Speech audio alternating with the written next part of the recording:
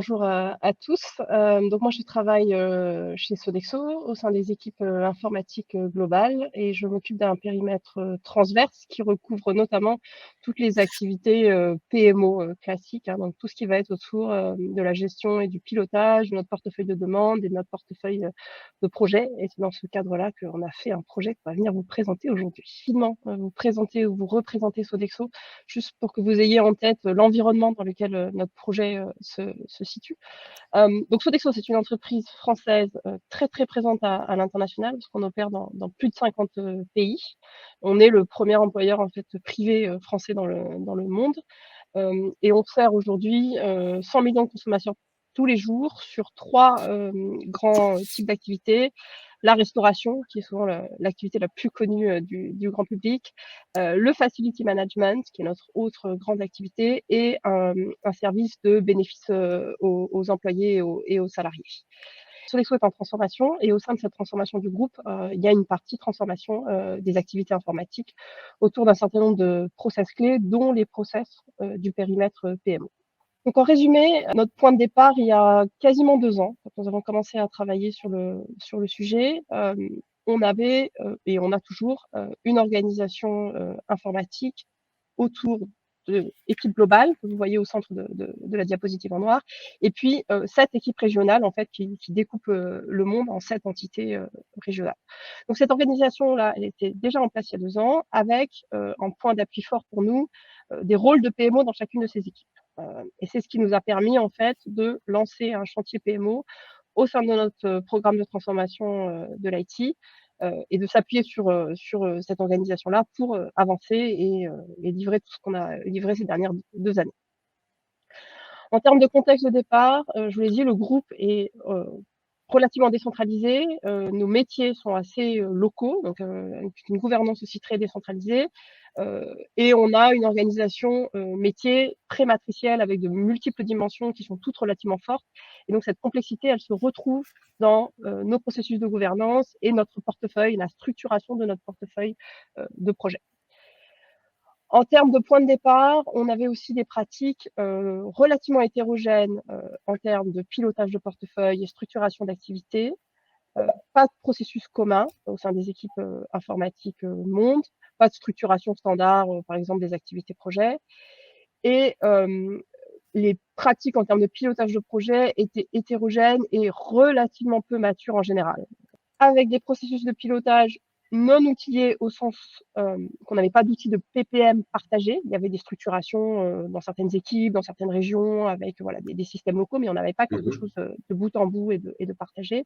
Et on n'avait pas de gestion de la capacité. Donc ça, c'était un petit peu le point de départ il y a 2 ans. Donc nous avons lancé un chantier autour du PMO dans le cadre de notre transformation, avec comme objectif d'unifier le pilotage et d'avoir une visibilité partagée sur ce portefeuille, et j'insiste, multidimensionnel, les dimensions régionales, les différentes dimensions business, les différentes dimensions technologiques, les différents axes stratégiques, et pouvoir avoir en fait une source de vérité sur l'état de ces sujets dans notre portefeuille. Voilà.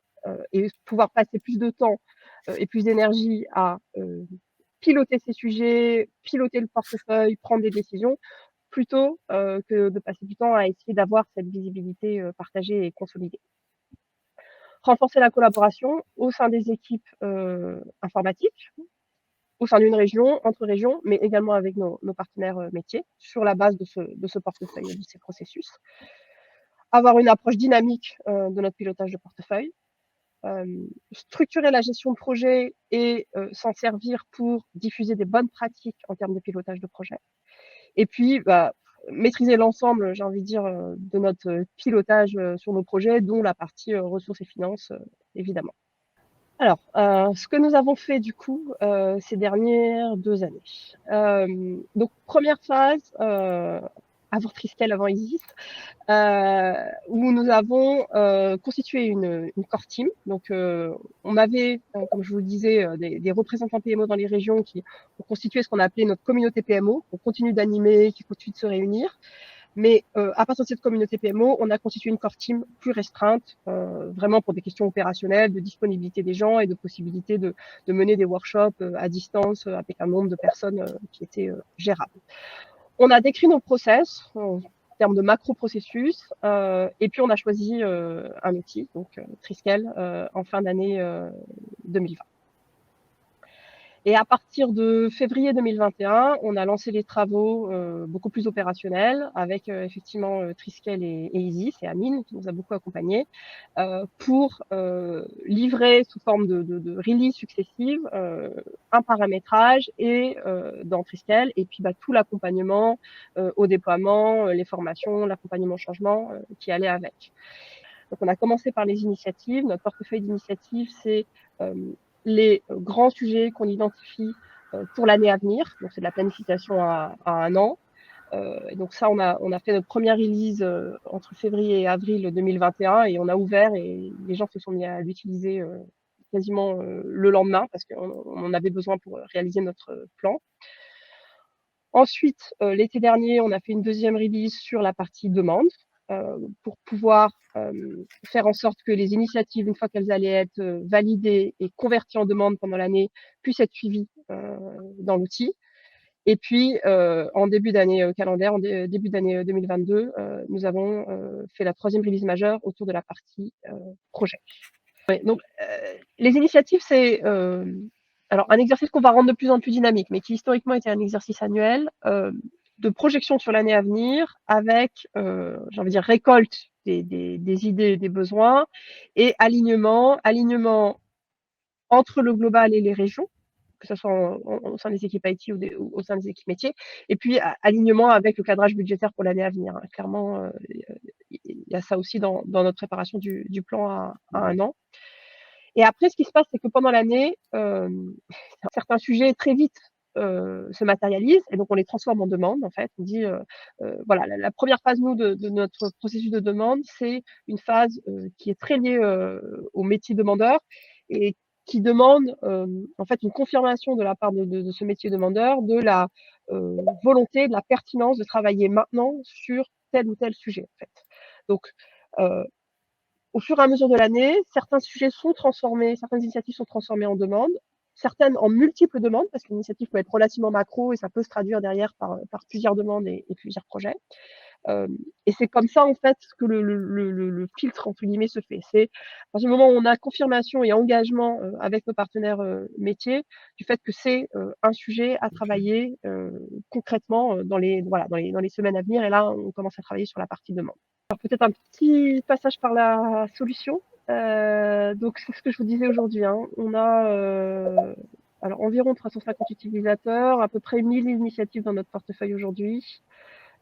Donc l'ensemble en fait des initiatives globales et des 7 régions. Et on a traité sur l'année 800 demandes. Alors tout à des états différents. Et je pense que comme on était en cours de déploiement, le volume réel est un peu plus grand que ça. On peut s'attendre à ce que ça continue à grimper un petit peu. Et on a aujourd'hui 250 projets actifs dans notre portefeuille de projets. Et là, on vous a mis quelques copies d'écran avec une vue un peu feuille de route en haut. Au milieu, là, vous voyez les petites coches vertes et oranges. Ça, c'est le suivi dans la phase de cadrage de notre demande, des validations. Ce que Amine vous expliquait tout à l'heure, on a effectivement aujourd'hui, au niveau de nos demandes, un suivi assez strict dans l'outil de est-ce qu'il y a eu une revue sécurité, est-ce qu'il y a eu une revue infrastructure, etc. On a 4 champs d'expertise comme ça qui doivent revoir l'ensemble des demandes avant qu'elles puissent être validées et que les projets puissent être lancés. Et puis, à droite, vous avez notre tableau de bord projet.